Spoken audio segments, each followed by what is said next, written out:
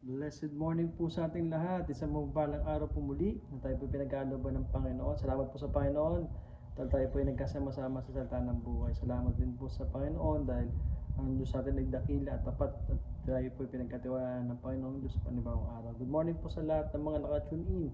Sa mga FIBA Pasos po na nakatune in po ngayong umaga.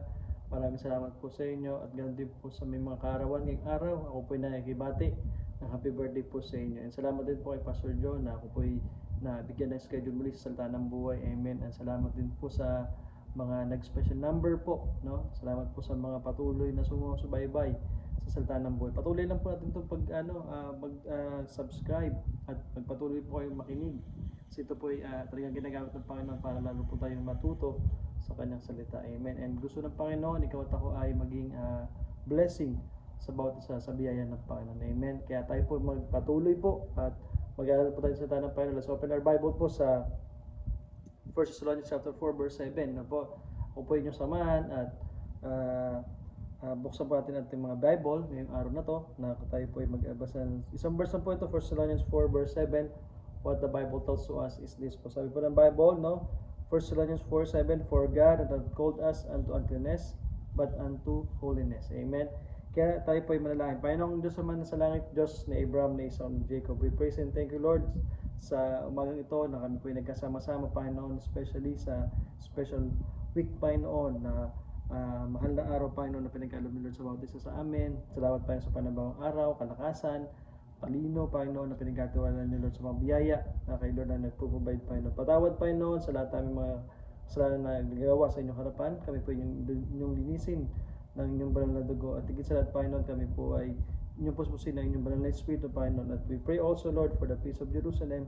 At kay Lord ang siyang manguna, o walatin, Panginoon, sa man nangyari, Panginoon, sa anumang uri ng gera na nangyari po, Panginoon, sa Middle East. Lord God, tulungan niyo, Lord, na inyong kalooban lamang ang siyang manguna at mawalati, Panginoon. At kami, Lord, bilang inyong mga anak, ay magpatuloy na magtitiwala at palalakasin, Lord, namin aming pananampalataya sa inyo, Panginoon. Kaya binabalik ko po pasalamat sa matamis sa Panginoon Kristo Jesus na Messiah ng Israel. Amen. Kaya pinamagatan ko po ang ating topic for this week, for this morning is about the special Holy Week ito dahil sakto, mahal na araw talaga sa ating bansa, no? Kaya sabay na lang natin, no?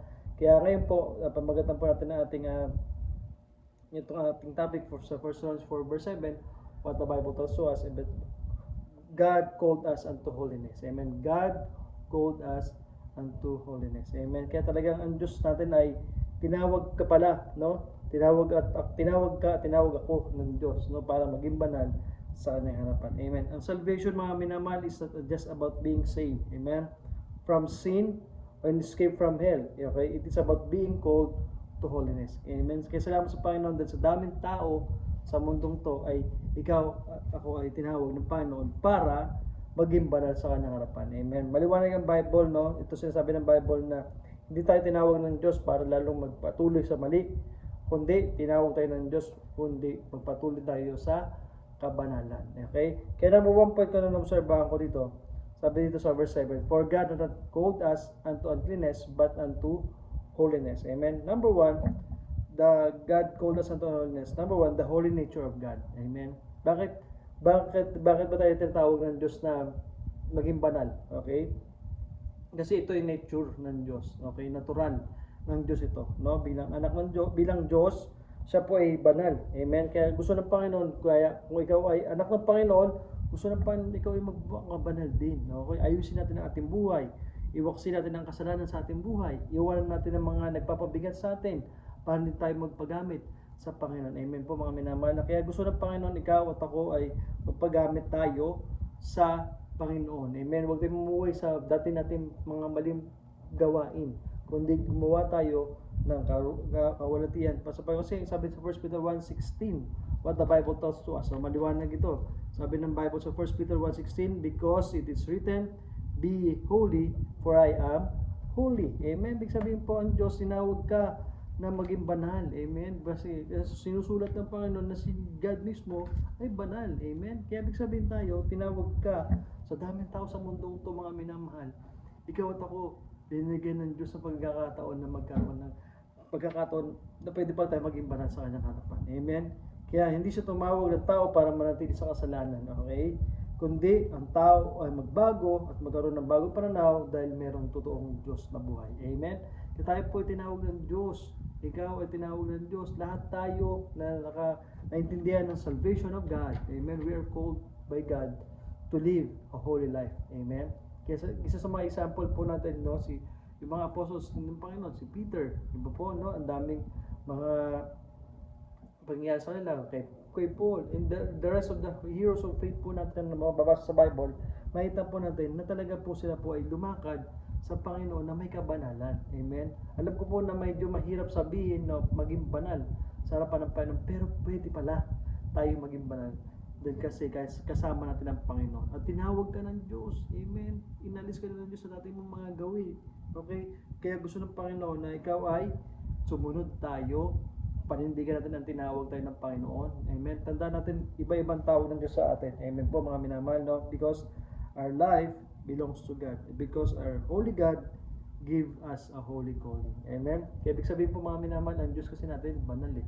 No? Kaya ang gusto ng Panginoon, tinawag ka ng Diyos na umalis sa mali para ikaw ay maging banal sa harapan ng Panginoon. Amen. Napakaganda ng plano ng Diyos. No, huwag natin baguhin ang plano ng Diyos sa atin bilang isang Kristiyano, no?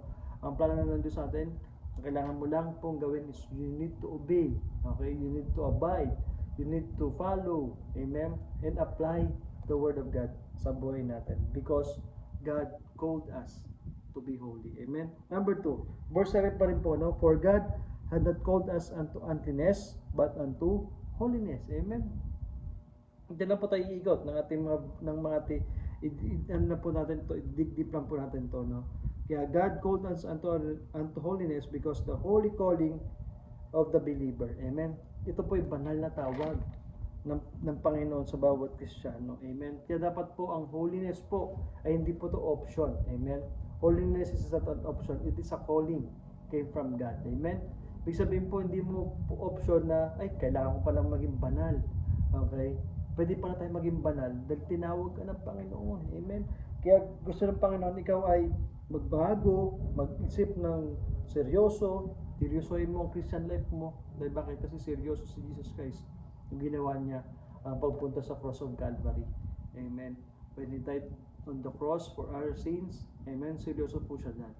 Kaya yung salvation plan ng Panginoon sa atin, seryoso ang Diyos sa atin. Kaya that's why tayo bilang isang Kristiyano, ma-realize natin na dapat pala ako bilang anak ng Panginoon, maging seryoso ako sa paglilingkod ko kay God. Amen? Kasi gusto ng Panginoon, ikaw at ako ay tinawag ka ng Diyos eh. Okay, maging totoo tayo, maging faithful tayo, hindi lang basta maniwala, kundi may responsibilidad na pananagutan tayo sa Panginoon. Amen? Meron tayong responsibility na pinanghahawakan. Bakit? Una sa lahat, anak tayo ng Diyos.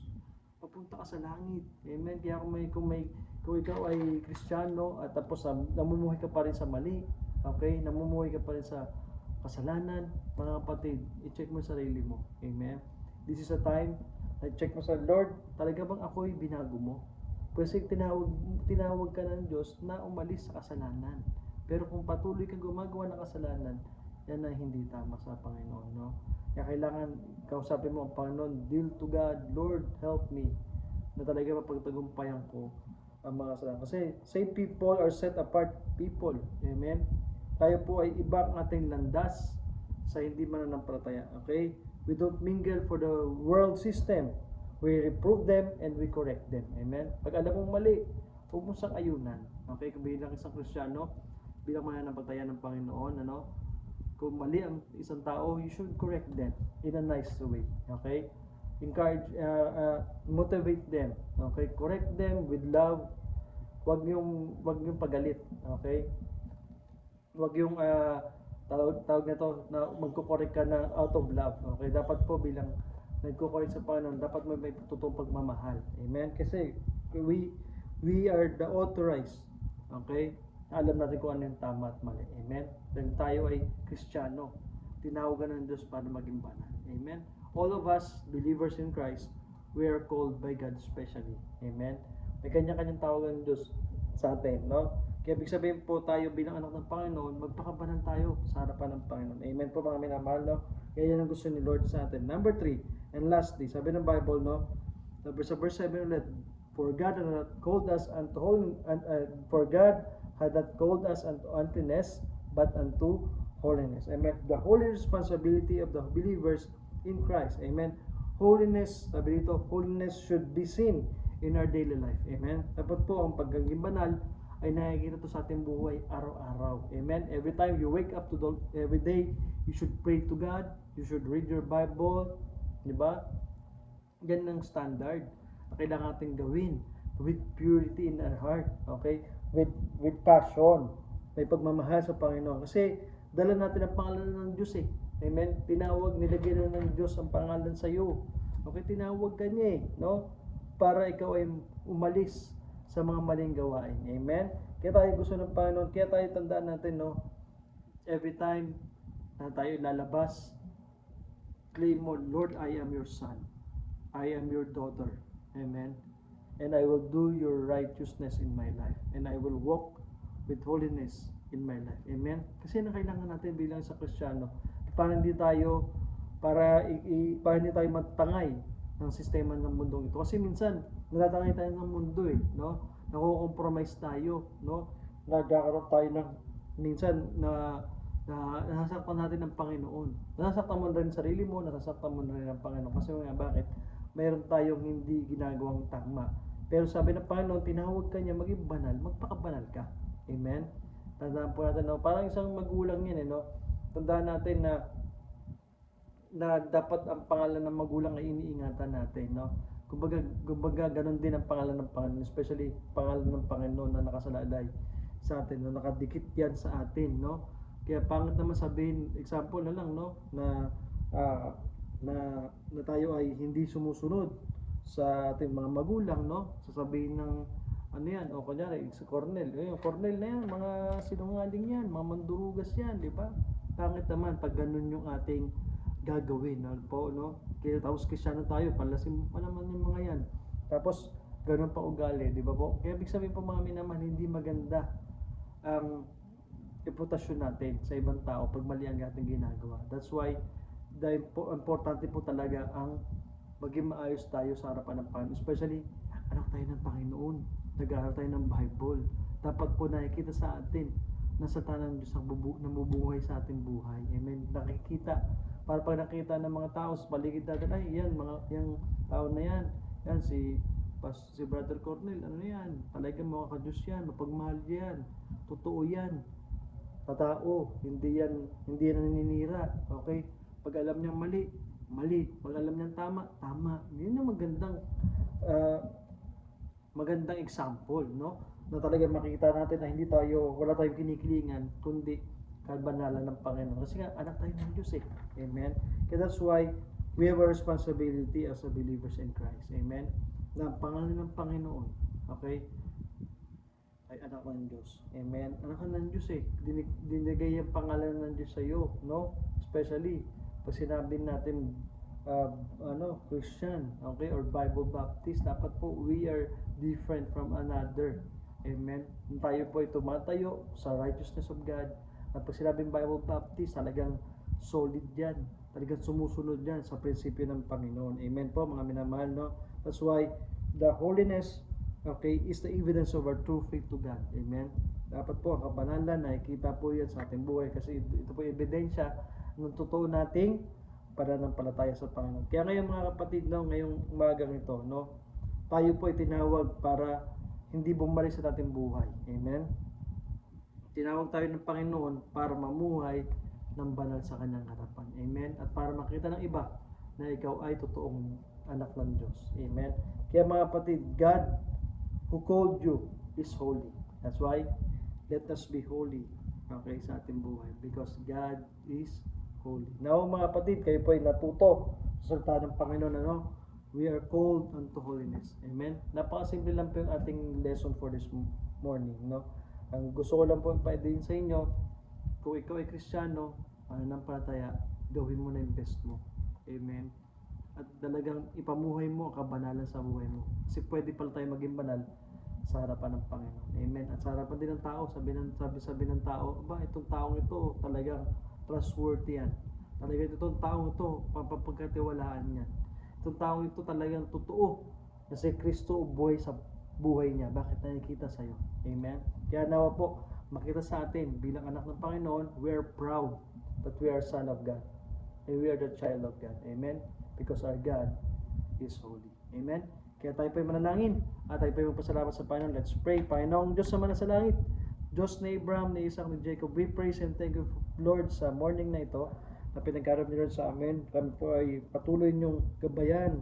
Linisin, Lord, ng inyong banal na Espiritu, Panginoon, na kami po ay patuloy na i-correct, Panginoon, sa lahat ng aming mga pagkakamali, pagkukulang. Salamat, Panginoon, sa inyong reminder na you are called us to be holy.